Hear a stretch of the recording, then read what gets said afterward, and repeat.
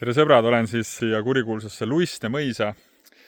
Tegemist on seal oleva siuke Luiste mõisa peahoone, mis on tegelikult täielik vare, aga siin kõrval.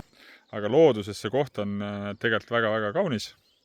Praegu on küll veel lein ja värki, et pole roheliseks läinud, aga kui siin natuke vaeva näha, siis varsti näete juba pakkumises ülevalt vaadet, et drooniga teeme siin pilte. On väga-väga ilus koht looduses, niimoodi ülevalt vaadates jõgi ja kõik muud jooksevad siit majast mööda. Ja siis siin kõrval on veel kinnistule jääb tegelikult üks selline suur tall, nimetatakse registris seda, et selle seisukord on ka tegelikult täiesti maha lükkum. Aga siuke asi müüki tulemas, 73 000 euri saab pakkumishinnaks, Tallinnast 77 kilomeetrit ja kellelgi lööb silma särama, siis miks mitte, sellepärast, et siin on ka veekogu ja vesi, aga tehke tarku tehinguid.